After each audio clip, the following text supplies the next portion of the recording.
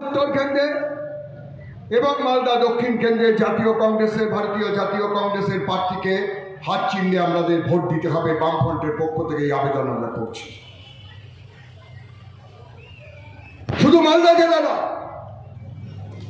আমাদের রাজ্যে বামফ্রন্টের সঙ্গে জাতীয় কংগ্রেসের যে বোঝাপড়া,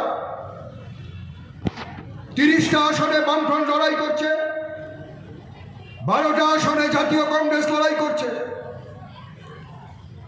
যে বোঝাপড়ার ভিত্তিতে যে আসনগুলোতে লড়াই হচ্ছে, সেই আসনগুলোতে আমাদের চোখ থাকবে বোঝাপড়ার যিনি প্রার্থী, সে কাস্তে হাতুড়ি তারা হতে পারে, সে আরএসপির প্রার্থী হতে পারে, সে কাস্তে ধানের শীষ হতে পারে, সে হাত চিহ্ন হতে পারে, সে কোথাও সিংহ চিহ্ন হতে পারে।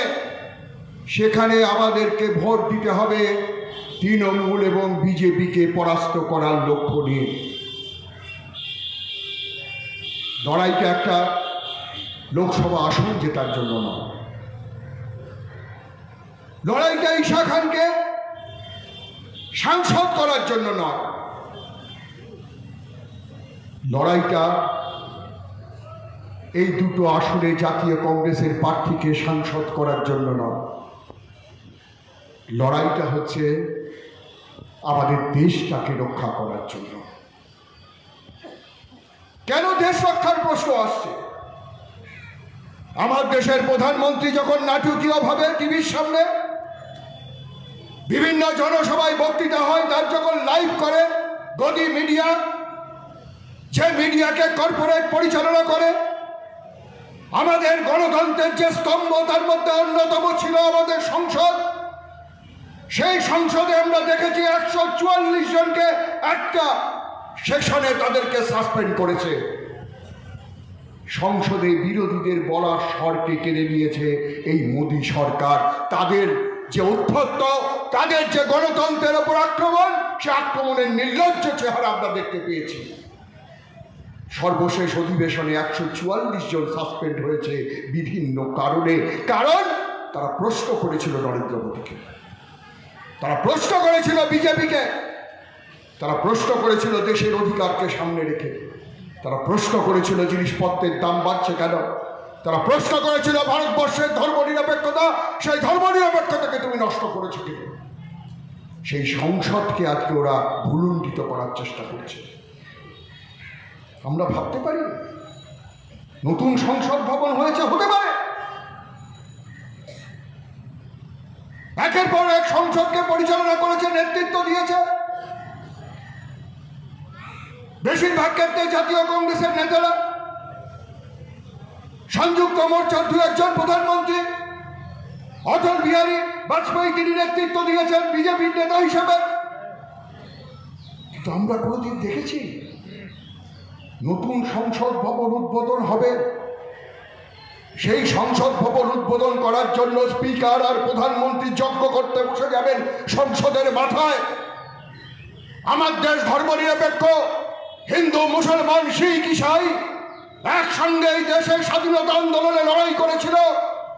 আমরা যেমন মহাত্মা গান্ধীর কথা জানি, আমরা যেমন মোহনদাস করমচাঁদ গান্ধীকে চিনি, যিনি ভারতবর্ষের স্বাধীনতা আন্দোলনের নেতৃত্ব দিয়েছিলেন, যিনি জাতির জনক গান্ধী হিসাবে নিজেকে পরিচিত করেছিলেন সারা ভারতবর্ষের মানুষের অন্তরে। সেই মহাত্মা গান্ধী যখন দেশের অভ্যন্তরে দেশের মানুষকে সংগঠিত করছেন দেশের স্বাধীনতার জন্য, তখন আমাদের সীমান্ত প্রদেশে আব্দুল গফফর খান, যাকে সীমান্ত গান্ধী বলতেন, তিনিও একজন গান্ধী। গান্ধীজি হিন্দু পরিবারে জন্মেছেন আর তিনি মুসলমান পরিবারে জন্মেছেন, দুজনে মিলে দেশের স্বাধীনতার জন্য লড়াই করছেন। এইটাই ছিল ভারতবর্ষ। আর সেই ভারতবর্ষ আজকে আক্রান্ত হলো।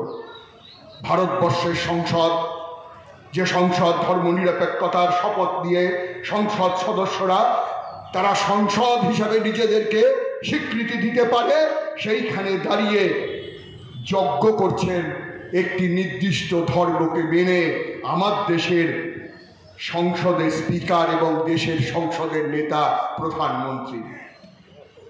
এবং এটা যখন করছে, চার্টার বিমানে বিভিন্ন সাধুদেরকে ডেকে নিয়ে আসছে। আনুন না সাধুদেরকে ডেকে নিয়ে, রাম মন্দির উদ্বোধন করার সময় শঙ্করাচার্যরা কেন বাইরে পড়ে রইল? সেই উদ্বোধনে কেন দেশের প্রধানমন্ত্রী যাচ্ছেন? আর দেশের রাষ্ট্রপতি যিনি সংসদ ভবনের উদ্বোধন করবেন তাকে ঘরে বসিয়ে রেখে সাধু সন্তদের নিয়ে এসে সংসদ ভবন উদ্বোধন করছেন। অর্থাৎ যেখানটা হচ্ছে ধর্মনিরপেক্ষতা, গণতন্ত্রের, জাতীয় সংহতির একটা মঞ্চ, সেই মঞ্চটাকে আপনারা ধর্মের আবেশে বিজেপি তৈরি করতে চাইছে। আর যেই জায়গাটা হচ্ছে ধর্মের জায়গা, সেটা মন্দির হোক, মসজিদ হোক, গুরুদ্বারা হোক বা কোনো গির্জা হোক, সেইখানে রাজনীতির নেতা, দেশের প্রধানমন্ত্রী বসে তিনি সেটাকে উদ্বোধন করে ধর্মীয় আচার আচরণ যারা করবেন তাদেরকে দূরে ঠেলে দিয়ে প্রধানমন্ত্রী প্রধান পুরোহিতের দায়িত্ব গ্রহণ করে ফেলছেন। একটা ভয়ঙ্কর বিপদ ভারতবর্ষের সামনে, যে কারণে আমরা বামফ্রন্টের পক্ষ থেকে বলছি দেশ বাঁচানোর লড়াই। যে দেশটাকে আমরা দেখে এসেছি ব্রিটিশের বিরুদ্ধে প্রায় 200 বছর লড়াইয়ের মধ্য দিয়ে আমাদের সংবিধান তৈরি করেছিলেন বি.আর. আম্বেদকর। সেই সংবিধান শুধু বি.আর. আম্বেদকর ঘরে বসে তৈরি করেননি। ভারতবর্ষের স্বাধীনতা আন্দোলনের যে শিক্ষা, ভারতবর্ষের স্বাধীনতা আন্দোলনের যে ঐতিহ্য, যে সমস্ত মত পথের মানুষ একসঙ্গে সাম্রাজ্যবাদী ব্রিটিশের বিরুদ্ধে লড়াই করেছিল, সেই লড়াইয়ের যে প্রতিফলন স্বাধীনতার পরে দেশটা কিভাবে চলবে তার প্রতিফলন করেছিল আমাদের দেশের সংবিধানে। আজকে আমাদের দেশের সেই সংবিধানটাই থাকবে কিনা এই নির্বাচনের পরই সেটা ঠিক হয়ে যাবে। তাই এবারকার নির্বাচন হচ্ছে দেশ বাঁচানোর নির্বাচন। এবারকার নির্বাচন হচ্ছে, আমরা কেউ বলতে পারবো না যে এটাই আমরা শেষ লোকসভার নির্বাচন করছি কিনা। এরপরে আর এইভাবে গণতন্ত্রের আবহে নির্বাচন পরিচালিত হবে কিনা আগামী দিনে প্রশ্ন আকারে থেকে যাচ্ছে বর্তমান বিজেপি পরিচালিত কেন্দ্রীয় সরকারের কার্যকলাপ দেখে। তাই বন্ধু, আমরা যারা বামপন্থী,